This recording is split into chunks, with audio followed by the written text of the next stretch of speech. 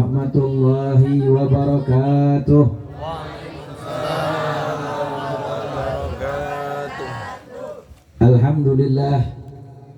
Alhamdulillahi rabbil alamin, wal akibatu lil muttaqin, wala udwana illa ala zalimin, wassalatu wassalamu ala asyrafil anbiya'i wal mursalin, habibi rabbil alamin, imamil asfiya'i wal muttaqin, sayyidina wa nabiyyina wa habibina wa qurratu ayunina wa maulana Muhammadin wa ala alihi wa ashabihi wa man tabi'ahum bi ihsanin min yaumina hadza ila yaumiddin, wa ba'du.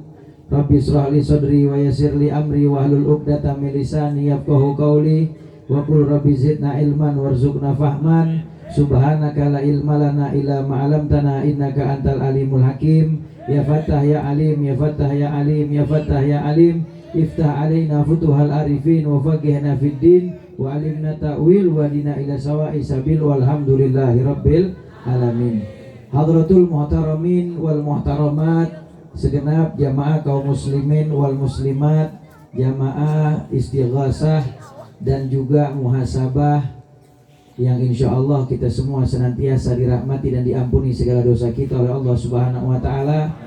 Para alimul ulama, para masyayikh, para sesepuh, tokoh masyarakat, tokoh agama, para hujat, aparatur pemerintah baik TNI, Polri maupun sipil, mata'an Allah bituli hayatihim jami'an amin, wa nafa'ana bi ulumihim amin ya rabbal alamin.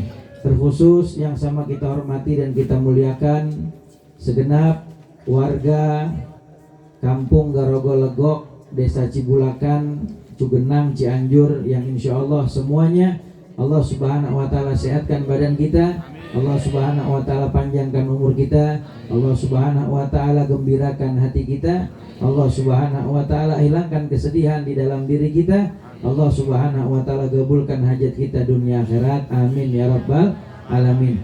Juga yang sama kita hormati dan kita muliakan sahabat-sahabat saya, para asatid dari Lajis Al-Haramain, ada Ustadz Ali Imran, ada Ustadz Edo, serta para asatidah lainnya yang mohon maaf ya tidak saya sebutkan keseluruhan, tidak mengurangi rasa taklim serta mahabbah saya kepada para guru sekalian. Kita doakan sahabat-sahabat dari Lajis Haramain, Allah panjangkan umurnya, disehatkan badannya, diberikan istiqomah untuk selalu senantiasa menebar kebaikan dan manfaat, amin ya rabbal alamin. Hadir bersama kita Tuan Guru kita Al-Ustadz Haji Ruslan selaku pimpinan pondok pesantren. Kita doakan beliau panjangkan umurnya, disehatkan badannya, Allah berikan keberkahan dunia akhirat. Hadir juga bersama kita Bapak Haji Dudun Abdullah selaku perwakilan yang mewakili Bapak Bupati, staf ahli Bupati. Kita doakan panjang umur, sehat afiat, berkah dunia akhirat, amin ya rabbal alamin. Juga tidak terlupakan kori kita Bapak Kiai Haji Mehmet, panjang umur, sehat afiat, berkah dunia akhirat, amin ya rabbal alamin. Juga buat MC yang mengatur acara, mudah-mudahan Allah berkahkan dunia akhirat, amin ya rabbal alamin. Bapak Ibu sekalian yang dirahmati oleh Allah Subhanahu wa Ta'ala, malam hari ini kita kumpul bersama, ini semua udah diatur sama Allah Subhanahu wa Ta'ala. Kita bisa kumpul di sini, kita bisa duduk bersama dalam rangka kita muhasabah. Apa itu muhasabah? Introspeksi di diri. Kalau tadi istighosahnya udah tuh, kita sama-sama diajakin bareng-bareng berzikir, baca zikir jama'i yang mana ditulis dan dikumpulkan oleh guru kita bersama, Abuya Kiai Haji Haulumuddin, pimpinan pondok pesantren Nurul Haramain, Pujon, Malang, Jawa Timur. Maka itu adalah amaliyah yang sudah dibacakan istiqomah oleh jamaah sekalian. Maka dawamkan dalam kehidupan kita, maka insya Allah yang namanya zikir yang kita baca tadi itu menjadi benteng perlindungan kita dari segala macam bala dan bencana, amin ya rabbal alamin. Kalau bicara muhasabah, muhasabah itu adalah introspeksi di diri.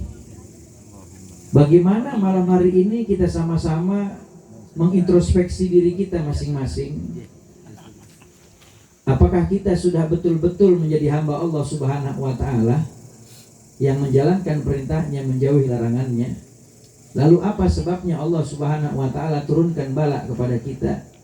Dan apakah yang Allah turunkan ini bala ataupun rasa sayang yang Allah berikan kepada kita? Di dalam Al-Qur'an Allah Subhanahu wa taala berfirman, "Qul la yusibana illa ma kataballahu lana huwa maulana wa 'alallahi falyatawakkalul mu'minun." Kata Allah Subhanahu wa taala, katakanlah olehmu wahai kekasihku Muhammad, sesungguhnya tidak ada sesuatu yang menimpa kepada kami kecuali itu semua sudah ditetapkan oleh Allah Subhanahu wa taala. Huwa maulana, Allah Subhanahu wa taala Tuhan kami. Wa 'alallahi falyatawakkalul mu'minun, dan hanya kepada Allah Subhanahu wa taala kita bersandar. Kita hanya bersandar, bertawakal kepada Allah. Ini sahabat-sahabat dari Lajis Haromen ini, mereka adalah orang-orang yang Allah kirim untuk datang ke sini. Tetapi mereka hanya menjadi sebab. Tetapi Allah Subhanahu wa taala lah yang menentukannya. Maka jangan lupa dengan Allah Subhanahu wa taala, bersandar kepada Allah. Kata Allah dalam hadis qudsi, kalau ada hambaku yang bersandar kepada makhluk, maka aku akan ambil sandarannya agar dia kembali bersandar kepada aku. Karena semua yang punya Allah Subhanahu wa taala. Maka sandarkan semua kesedihan kita, kesulitan kita kepada Allah. Manusia cuma apa? Sebab doang.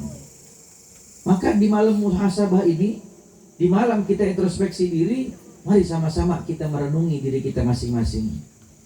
Di dalam satu hadis di dalam kitab Riyadhus Shalihin, juga diterangkan dalam kitab Mukhtar Ahadits Nabawiyah wal Hikam al-Muhammadiyah yang dikarang oleh Sayyid Ahmad al-Hashimi, itu Rasulullah mengatakan, innallaha ta'ala idza ahabbal qauma ibtalahum.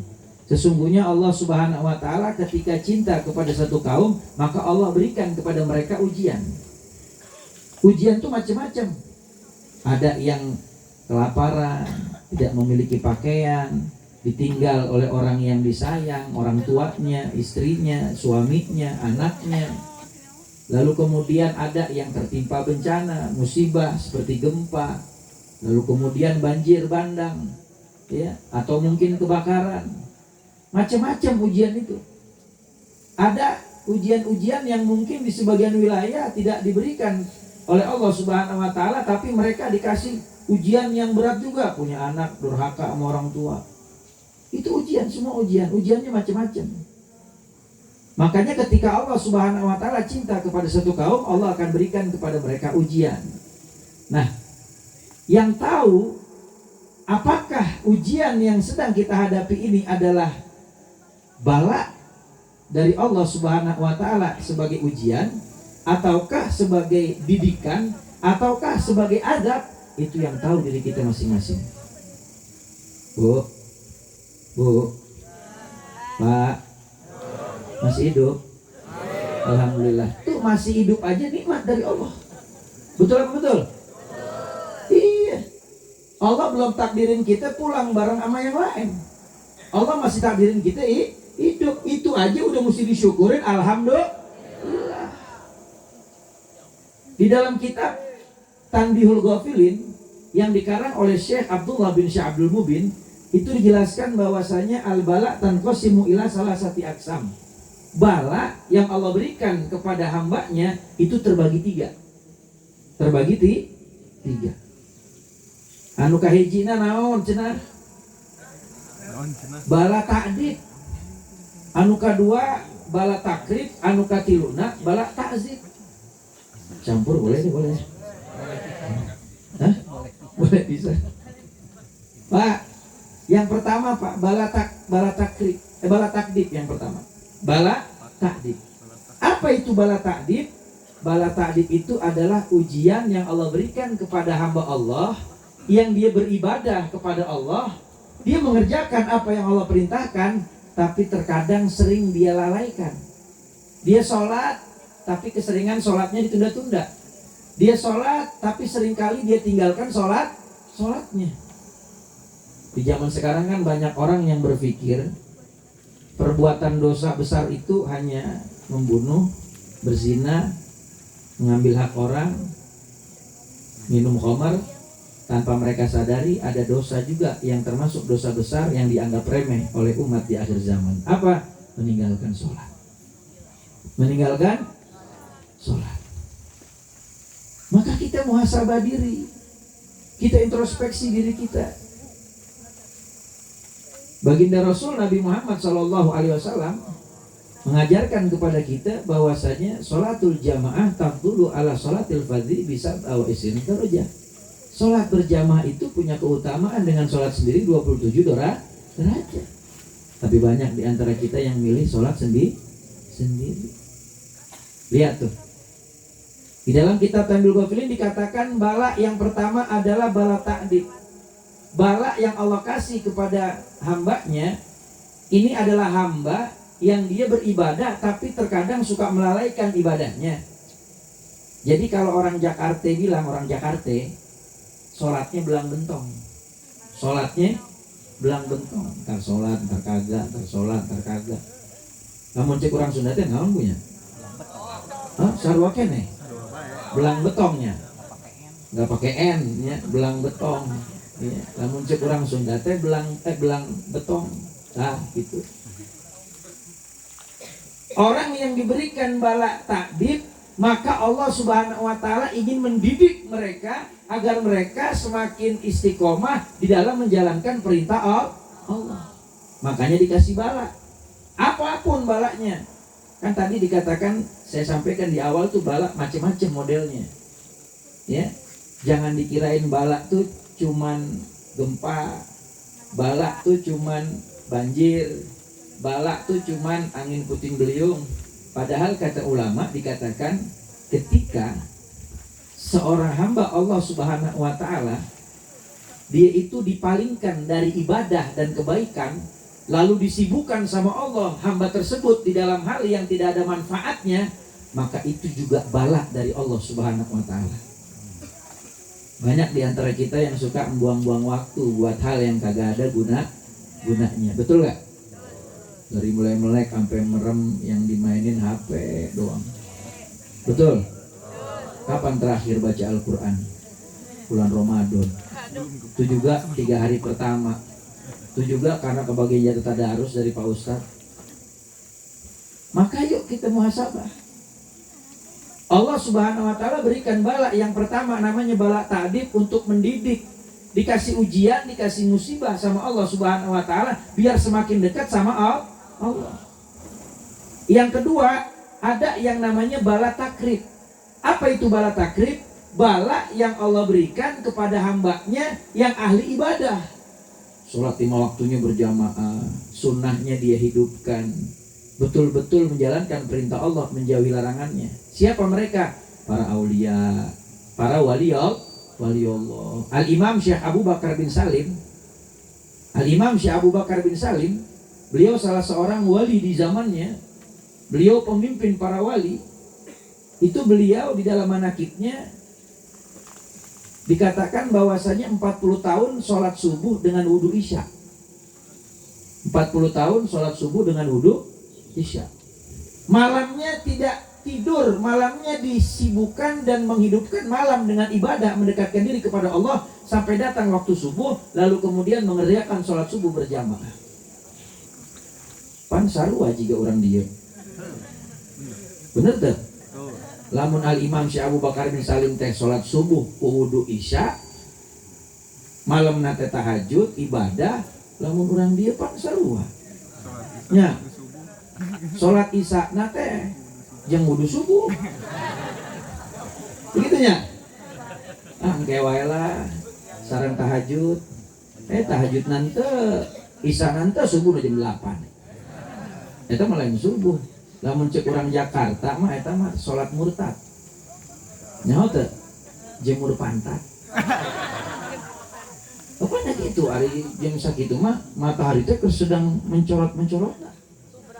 Menghadap ke arah kiblat, ke arah barat. Hari matahari teh terbitna dari mana? Terbitna timur. Apa gitu dah? Ngebelakangan. Tempatnya ngaranna murtad. Jemur pantat. Bapak Ibu sekalian yang dirahmati oleh Allah Subhanahu wa taala. Makanya kita mesti paham bagaimana para aulia, para wali kekasihnya Allah Subhanahu wa taala yang sedemikian rupa punya ibadah, para wali, para nabi, para rasul, tapi mereka juga nggak luput dari ujian. Itu namanya bala takrib. Apa itu bala takrib? Bala yang Allah kasih kepada mereka, orang yang dekat dengan Allah, tujuannya karena Allah sayang dan cinta kepada mereka. Kan tadi Nabi udah bilang, kalau Allah cinta kepada satu kaum, Allah kasih ujian. Tujuannya apa? Allah semakin rindu dengan panggilan-panggilan dari para kekasihnya. Itu yang kedua. Makanya kalau kita mau lihat tuh bagaimana ujian yang Allah kasih sama Nabi Allah Ayub alaihissalam. Bapak Ibu sekalian yang dirahmati oleh Allah Subhanahu wa taala, buka kitab Syarah Uqudul fi Bayan Huquqi Zawjain yang dikarang oleh Imam Nawawi. Itu dijelaskan bahwasanya karena sebab hasutnya iblis kepada Nabi Allah Ayub alaihissalam, sampai akhirnya iblis meminta izin kepada Allah dengan mengatakan, "Ya Rabb, wahai Allah, itu Ayub dia beribadah kepadamu karena memiliki segalanya. Coba kalau Ayub miskin, maka dia akan meninggalkan ibadah kepadamu." Kata Allah Subhanahu wa taala, "Engkau ingin menguji hambaku Ayub? Silakan." Lalu iblis meminta izin kepada Allah agar diberikan kuasa terhadap hewan-hewan ternaknya Nabi Ayub. Nabi Ayub ini kaya luar biasa. Beliau ini punya ternak kambing, ternak sapi, ternak keledai, ternak kuda, sampai punya ternak gajah. Dan jumlahnya bukan ribuan, puluhan ribu. Saking kayanya. Dan memiliki sawah ribuan, setiap sawahnya punya budak dan memiliki anak keturunan dan pasangan. Itu semua milik Nabi Allah Ayub alaihissalam. Istananya megah, tapi Nabi Ayub tidak pernah meninggalkan ibadah kepada Allah Subhanahu wa taala. Karena iblis hasut, akhirnya iblis minta kuasa kepada Allah, minta izin untuk kuasa kepada hartanya Nabi Ayub, hewan ternaknya. Akhirnya Allah bilang silakan. Maka nggak berapa lama iblis jadikan hewan ternaknya Nabi Ayub mati. Habis semuanya. Datanglah pelayannya kepada Nabi Ayub. "Wahai Nabi Ayub, ternak kita semuanya mati. Nggak ada, habis semuanya." Kata Nabi Ayub, "Alhamdulillah ala kulli hal, innalillahi wa inna ilaihi rajiun." Segala puji bagi Allah Subhanahu wa taala dalam setiap keadaan.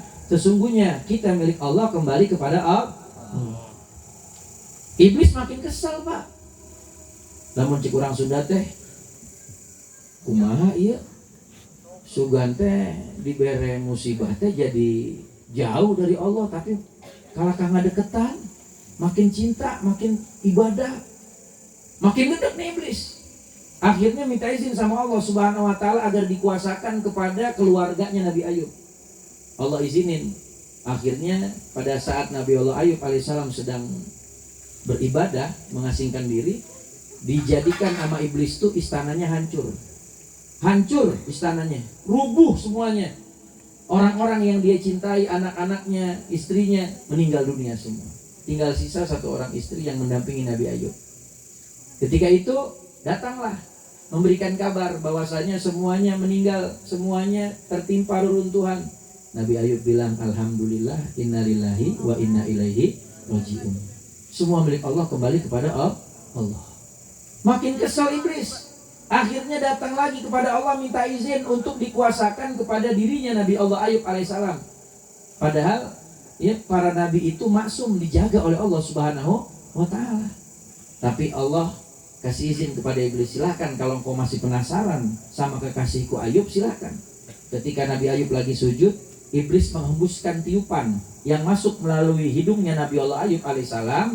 Lalu kemudian Nabi Ayub terserang penyakit. Penyakit itu kata ulama ya sesuatu yang sebenarnya tidak ada dalam diri para nabi, tidak ada pada diri para rasul, karena mereka maksum, dijaga oleh malaikat Allah Subhanahu wa taala.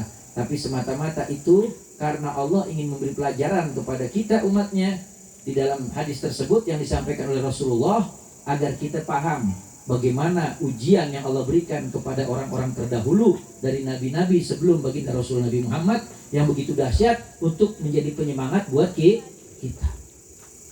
Sampai akhirnya diasingkan dari kampung halamannya, dan pada akhirnya tetap sabar dan beribadah dan makin tambah rajin ibadahnya. Kalau model kita, wah makin kadang-kadang kita nggak gerenengan. Wah Allah kagak adil sama saya. Ngapa sih rumah saya pakai rubuh? Ngapa sih rumah saya pakai hancur? Harusnya kita jangan menyalahkan Allah, tapi introspeksi diri kita. Yuk kita muhasabah, apa nih yang kurang dalam diri kita? Kok bisa terjadi seperti ini? Betul apa betul? Jujur deh, jujur. Jujur tuh emang berat. Jujur berat. Tanya sama diri kita masing-masing, ya Allah, apa yang kita kerjain yang Allah kagak redoin?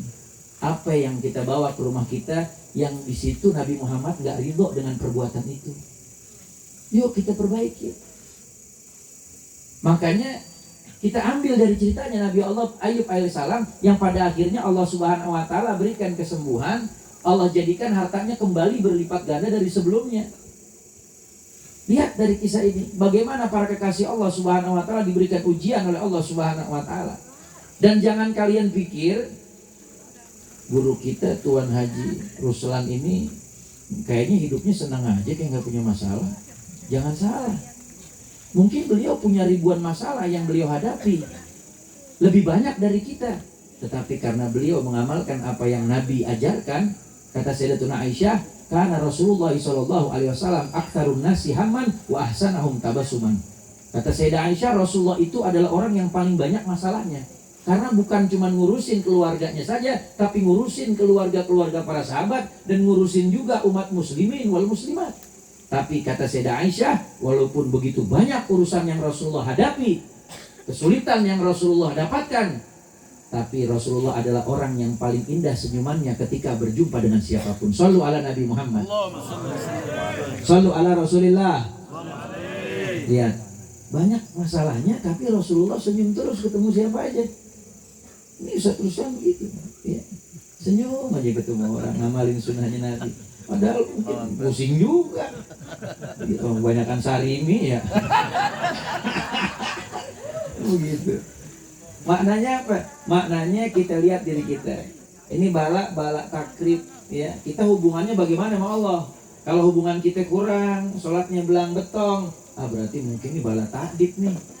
Allah kepengen kita rajin lagi sholatnya, istiqomah ibadahnya, menjalankan perintah, menjauhi larangan Allah. Oh kalau mungkin ternyata kita udah istiqomah, kita udah berjamaah 5 waktu, kita udah ibadah, kita menjalankan perintah, menjauhi larangan, oh mungkin kita dikasih bala takrib. Kita termasuk hamba yang Allah cinta, yang Allah sayang, dan Allah pengen kita semakin dekat kepada Allah. Tapi kalau bukan yang dua itu, na'udzubillah, jangan sampai yang ketiga. Apa yang ketiga? Bala ta'zib. Bala yang Allah kasih sebagai azab dan hukuman buat hambanya yang jauh dari perintah, melalaikan kewajiban. Makanya kalau kita mau tarik ke hadis yang lain, serem dah. Pak, Bu, Pak, masih hidup? Baru jam 10, lu pernah ngantuk? Pak, Bu, kalau kita tarik ke dalam hadis yang diriwayatkan oleh Imam Tirmidzi, yang datang daripada Amirul Mukminin Sayyiduna Ali karamallahu wajhah, beliau mengatakan bahwasanya Rasulullah SAW beliau bersabda, kata Rasulullah, idza fa'alat ummati khamsa asyrata khaslatan hala biha bala. Kata Rasulullah, apabila umatku mengerjakan 15 perkara, maka pasti ini akan mengundang bala bencana dari Allah Subhanahu wa taala. Apa aja tuh? Di antaranya Nabi katakan, idza kanal mukni mudaulan. Apabila harta negara hanya bisa dinikmati oleh orang-orang tertentu, maka ini akan mengundang bala dari Allah Subhanahu wa taala. Ketika ada seorang yang dijadikan pemimpin, tetapi pemimpin tersebut dia tidak memberikan manfaat kepada rakyatnya, sehingga manfaat itu hanya bisa dirasakan oleh orang-orang tertentu untuk mengambil keuntungan duniawi, maka ini akan mengundang bala dari Allah Subhanahu wa taala. Na'udzubillah.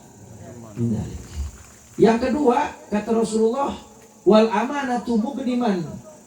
Sesuatu yang bisa mengundang bala adabnya Allah Subhanahu wa taala itu adalah apabila amanah itu sudah mulai hilang dan dijadikan sebagai satu lahan untuk mengambil keuntungan.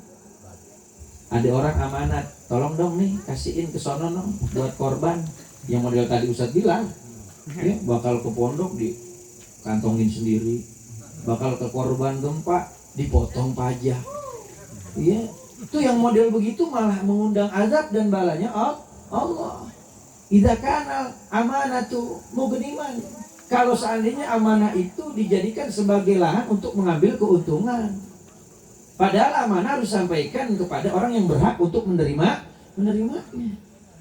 Lalu apalagi kata Nabi yang bisa mengundang bala? Kata Rasulullah, beliau katakan bahwasanya wa zakatu mughraman. Kalau zakat yang Allah fardukan, zakat harta, zakat fitrah, itu yang Allah fardukan dijadikan sebagai hutang, maka ini juga bisa mengundang balanya Allah Subhanahu wa ta'ala. Terbukti di zaman sekarang banyak orang yang tidak mengeluarkan zakat.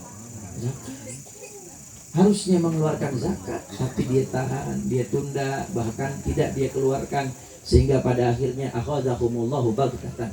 Allah ambil dari mereka secara paksa.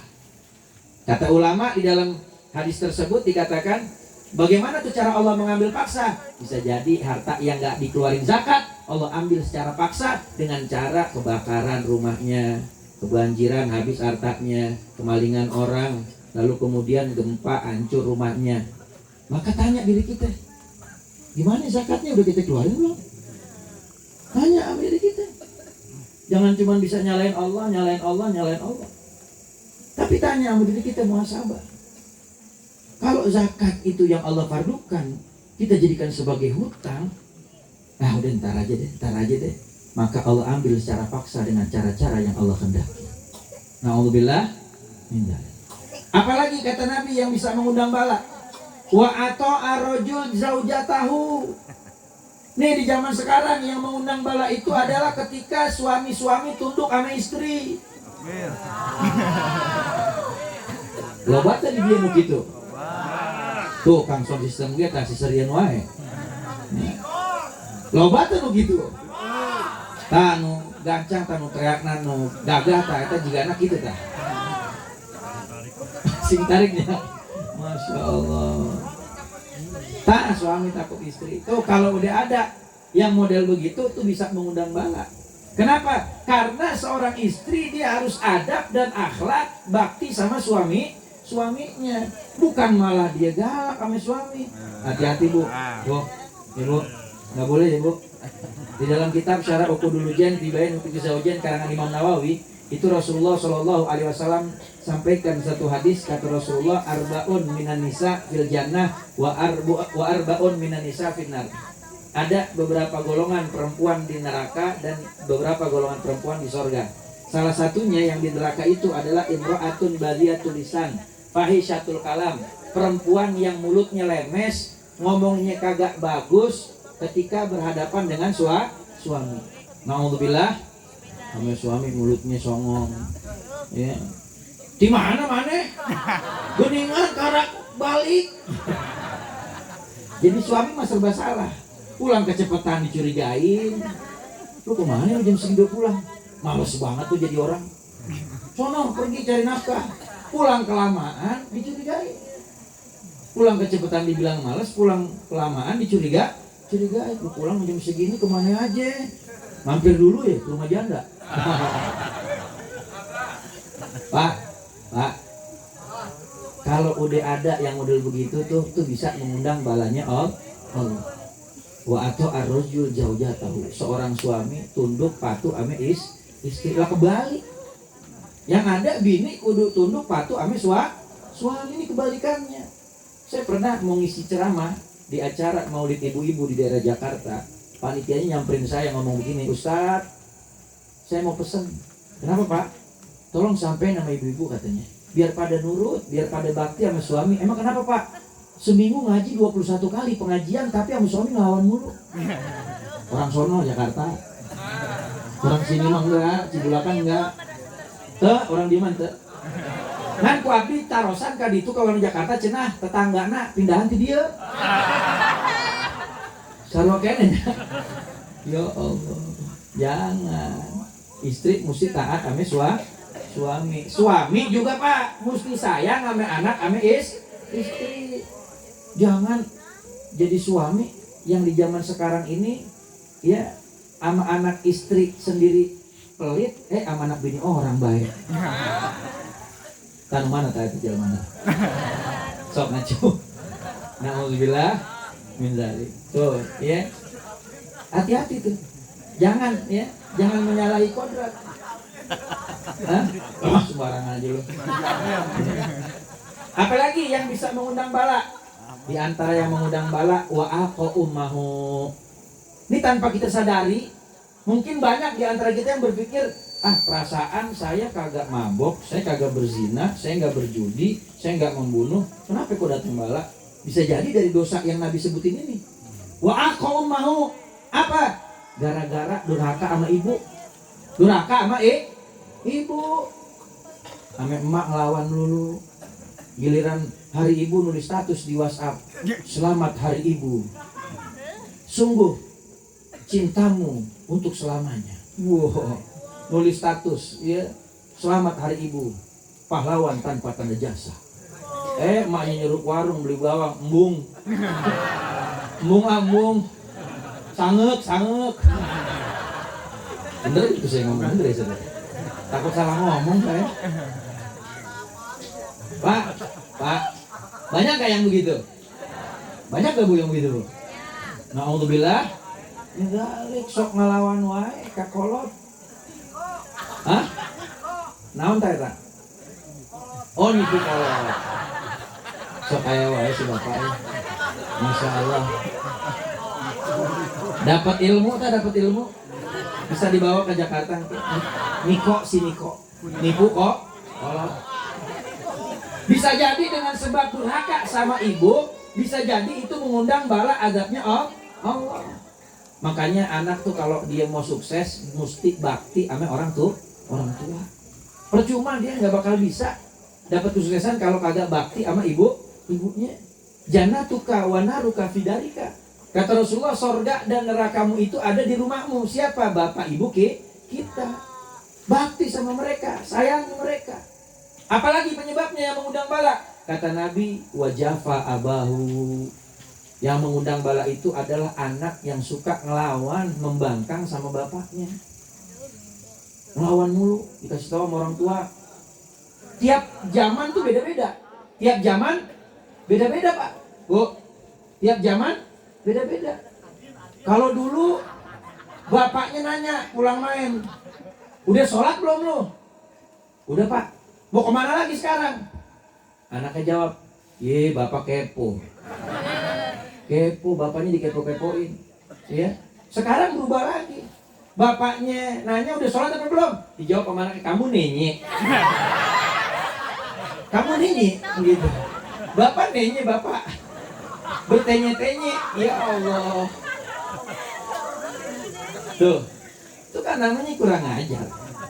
Sama orang tua begitu. Na'udzubillah min dzalik. Jangan ya. Jangan. Bagaimana caranya kita sayang bakti sama orang tua. Kalau kita durhaka sama emak bapak kita, bikin kita mengundang azab Allah. Apalagi wartafaatil aswat fil masajid. Yang mengundang balanya Allah itu ketika di masjid itu suara dikeras-keraskan. Itu kata ulama, ada para ulama yang memiliki pendapat. Di antaranya maknanya suara itu dikencangkan di masjid. Yang pertama maknanya adalah karena saking sepinya masjid, kagak rame dari sholat berjamaah, kagak ada yang taklim, akhirnya mesti dispekerin. Kayak pagi-pagi mama kalau pengajian kan pakai speaker dulu, ya. Ibu-ibu sarayana, pangaosan mungkin tabu dalapannya, entong lupa anu keur nyese baju, anu keur gosok. Mungkin jam 8 ngaos. Gitu kan. Ya, bajuna seragaman, kerudungna nu sarua tanu abu-abu. Begitu. Ya, sampai kudu dipanggilin dulu. Ya, tuh kata ulama garanya itu begitu. Lalu kemudian suara dikeraskan apa? Banyak orang yang membicarakan urusan dunia di dalam masjid. Hati-hati, Rasulullah bilang, ya, man takalama bi kalami dunya fil masjidi ahbatallahu amaluhu arba'ina sanah. Di dalam kitab Tanqil Qaul Al-Hasis sekarang Imam Nawawi di dalam bab keutamaan masjid itu Nabi katakan, siapa orang yang mengangkat suaranya berbicara, mau dia pelan mau dia kenceng, tapi yang diomonginnya di masjid urusan dunia, maka Allah hancur leburkan amal ibadahnya 40 tahun. Na'udzubillah. Tuh. Apalagi yang mengundang azab Allah? Wa kana zaimul qaum ardalahum. Dijadikan satu pemimpin di dalam satu kaum, tapi orang yang paling hina di antara mereka. Cuma nampak casingnya doang. Ini orang-orang bagus, orang cakep, orang baik. Padahal tahu-taunya orang hina. Tapi dijadikan sebagai pemimpin di tengah-tengah satu kaum. Maka ini tanda-tanda sesuatu yang bisa mengundang azab Allah. Na'udzubillah. Apalagi? Wa akramu rajul makhafatu syarri. Yang mengundang azabnya Allah Subhanahu wa taala juga adalah seseorang dimuliakan karena takut keburukannya. Orang-orang yang kagak bener begajulan tuh dihormatin, orang sampai pada takut, nunduk, dimuliain. Cuman ditakutin, dimuliainnya gara-gara takut sama keburukannya. Karena mungkin dia suka menzolimi orang, karena mungkin dia suka mengambil hak orang lain. Dan ini berlaku bukan cuma nama begajulan, nama siapa aja. Kalau ada orang yang dimuliakan karena keburukannya, dia padahal orang yang kagak ibadah, doyan maksiat, atau suka menzolimin hak orang lain, atau dia suka melakukan penipuan dan lain sebagainya, tapi dia dimuliakan, maka hati-hati itu bisa mengundang azabnya Allah. Banyak gak yang suka muliain orang kaya? Banyak gak? Padahal di dalam Islam gak boleh. Kalau mau muliain orang soleh karena kesolehan, muliakan orang alim karena keilmuan. Tapi kalau orang kaya, Nabi katakan faqad zahaba sulusan, ini siapa orang yang memuliakan orang kaya karena hartanya, maka niscaya dia telah hilang sepertiga dari agamanya. Na'udzubillah. Ini zaman sekarang kan nama ulama pada kagak sopan, pada kurang sopan, pada kurang adab, pada kurang akhlak. Padahal mereka pewaris baginda Rasul Nabi Muhammad SAW. Gila nama orang kaya, muji-muji, jadi penjilat. Alhamdulillah. Hati-hati, itu bisa mengundang azab Allah Subhanahu wa taala. Apalagi wastabahu zina. Yang mengundang azab Allah juga adalah menyebar luasnya perzinahan di mana-mana. Na'udzubillah. Apalagi wasyuribal khumur. Lalu kemudian khamar, minuman keras tuh diminum di mana-mana, menjadi sesuatu yang biasa. Maka ini mengundang azab Allah Subhanahu wa taala. Wala bisal harir, laki-laki pakai sutra, padahal enggak boleh. Dua perkara yang diharamkan untuk dipakai laki-laki, kata Nabi, yang pertama emas, yang kedua sutra. Kenapa? Liunustatihima, karena kedua-duanya melambangkan kelembutan dan itu ada pada diri wanita. Jangan, nggak boleh, ya. Jangan sampai mengundang azab Allah. Apalagi watakhidal kainat wal ma'azif. Lalu kemudian menjadikan musik-musik, menjadikan yang namanya hiburan-hiburan, menjadikan orang-orang yang tidak pantas jadikan panutan sebagai panutan, itu juga mengundang azab Allah. Dan yang terakhir, walu'ina akhiru hadhil ummah awalaha. Umat-umat di akhir zaman ini melaknat, mencaci maki, menghina pendahulu mereka. Mereka bilang kehancuran umat ini karena para pendahulu. Sebagian ulama mengatakan adalah orang-orang sebelum kita. Sebagian ulama mengatakan para sahabat. Intinya umat di akhir melaknat orang-orang sebelumnya. Maka ini juga mengundang azab Allah. Apa kata Nabi? Falyartakibu inda dzalika rihan hamra au khasafan au masqan. Maka kalau itu dilakukan, maka siap-siap datang yang namanya angin merah, dan siap-siap datang yang namanya gempa, siap-siap datang diubah menjadi makhluk lain. Na'udzubillah min dzalik. Maka yuk di malam muhasabah ini, mari sama-sama kita tutup majlis ini dengan kita berzikir menyebut nama Allah Subhanahu wa taala. Di dalam kitab Tanqihul Qaul karangan Imam Nawawi, di dalam bab zikrullah itu dikatakan man qala la ilaha illallah wa maddaha hudimat anhu arba'atu alaf dambu minal kabair. Siapa orang yang membaca kalimat la ilaha illallah, dia panjangkan bacanya, maka Allah akan hapuskan darinya 4.000 dosa besar. Berapa Pak? 4.000 dosa besar. Maka yuk bareng-bareng kita baca. Maka insya Allah tidak bangun dari majlis yang mulia ini, dosa kita diampuni oleh Allah Subhanahu wa taala, digantikan keburukan kita dengan kebaikan oleh Allah Subhanahu wa taala. Sahabat tanya, "Ya Rasul, kalau orang yang baca la ilaha illallahnya itu dia nggak punya dosa besar gimana?" Kata Nabi, "Yukfar li ahli wali jironih, maka menjadi penyebab Allah ampunin dosa keluarganya, bapaknya, ibunya, kakeknya, neneknya, suaminya, istrinya, anaknya, kakaknya, adiknya, tetangganya, dan juga sahabat-sahabatnya diampunkan dosa besarnya oleh Allah Subhanahu wa taala. Wala Nabi sallallahu alaihi wasallam afdalu ma qultu ana wa nabiyuna min qabli la ilaha illallah.